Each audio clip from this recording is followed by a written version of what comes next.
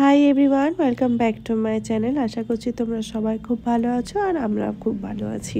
শিলচরে না বেশ কয়েকদিন ধরে প্রচুর ঠান্ডা পড়ে গেছে, তার জন্য আমার অনেক বেশি ঠান্ডা লেগে গেছে। গলা শুনে তো তোমরা বুঝতেই পারছো সেটা যে গলাটা পুরো আমার বসে গেছে। আর ডেলি ব্লগ শ্যুট করাটা আমার এত অভ্যেসের মধ্যে পড়ে গেছে যে কোনোদিন যদি আমি ব্লগ শ্যুট না করি বা ভয়েস ওভার না দিই তাহলে মনে হয় কিছু একটা যেন করে নিই। তা এই কাজটা আমাকে ডেলি করতেই হয়। আর আজকে এই ভিডিওটা এডিট করার সময় আমি মিনি ব্লগের জন্যই এডিট করছিলাম। শ্যুটটাও অবশ্য মিনি ব্লগের জন্যই করেছি, যার জন্য এরকম তোমরা লম্বাভাবে দেখতে পাচ্ছ। তো এডিট করার সময় মনে হলো তোমাদের সাথে অনেক কথা শেয়ার করা আছে, যেটা এই মিনি ব্লগে বা 60 সেকেন্ডের ভিডিওতে কোনোভাবেই বলাটা সম্ভব না। অ্যাকচুয়ালি আজকে সকালবেলা আমাদের কলকাতাতে যাওয়ার ফ্লাইটটা হয়ে গেছে। তোমাদেরকে হয়তো এখনও পর্যন্ত আমার বলা হয়নি যে এই মাসের শেষের দিকে, মানে জানুয়ারির শেষের দিকে আমার বোনের বিয়ে আছে, যার কারণে আমরা 26 তারিখ কলকাতা যাচ্ছি। সেখান থেকে মালদা যাব।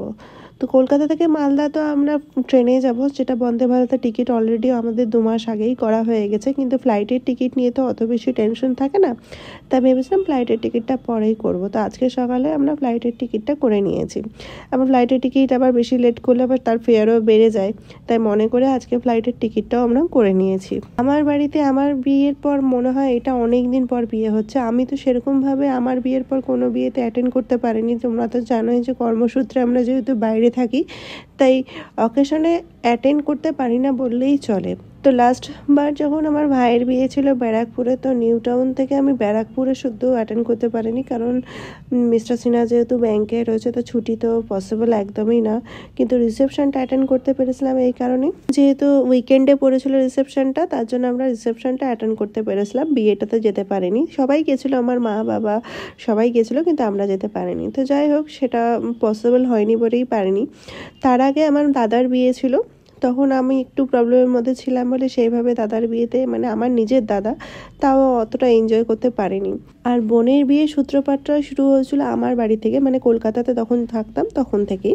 তাই বোনের বিয়ে নিয়ে আমি অনেক বেশি এক্সাইটেড আর অনেক বেশি প্ল্যান করে রেখেছি। যাই হোক, মাঝখানে সাডেনলি আমাদের শিলচরে পোস্টিং হয়ে যায়, কিন্তু সেটাকে আমরা একটু অ্যাডজাস্ট করে নিই। তো যাই হোক, আজকে যেহেতু সকালবেলা ফ্লাইটের টিকিটটা করতে হয়েছিল, তার জন্য অনেকটা টাইম আমার বেরিয়ে গেছিলো।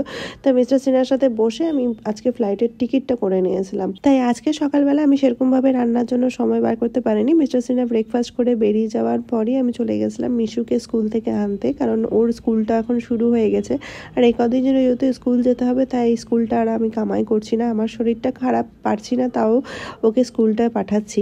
আর আমার যেহেতু প্রচণ্ড পরিমাণে ঠান্ডা লেগেছে, তাই ননভেজ খেতে আমার একদমই ইচ্ছা করছে না, হয়তো সর্দির কারণেই। তাই ভেবেছিলাম স্নান দান করে আমি মিশুকে ফ্রেশ করিয়ে পরে গরম গরম রান্না করব। তাই এখন চাপিয়ে দিয়েছিলাম একদিকে আলু ভাজা, ভাতটা অলরেডি হয়ে গেছে আমার।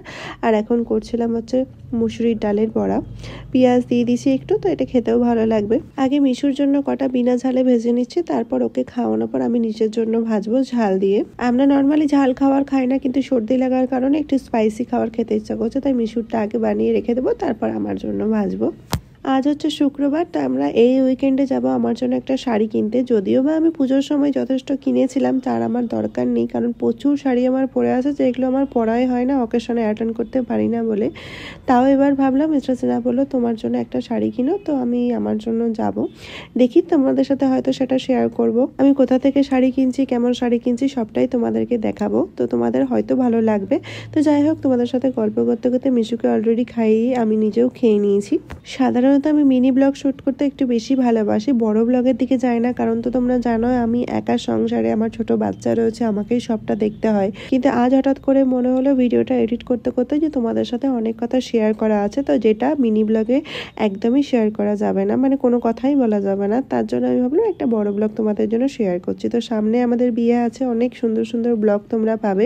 আশা করছি আমি হয়তো বড় ব্লগ যেভাবে শ্যুট করে সেভাবে শ্যুট করতে পারবো, জানি না, এখন ফিঙ্গার ক্রস। ছোট বাচ্চা আছে, তো ওই জন্য সিচুয়েশনের সাথে অনেক সময় প্ল্যানটা চেঞ্জ হয়ে যায়। তো যাই হোক, মিনি ব্লগটা অন্তত শেয়ার করবো তোমাদের সাথে। তো আজকের মতো এটুকুই, দেখা হচ্ছে পরের ব্লগে। সবাই খুব ভালো থেকো।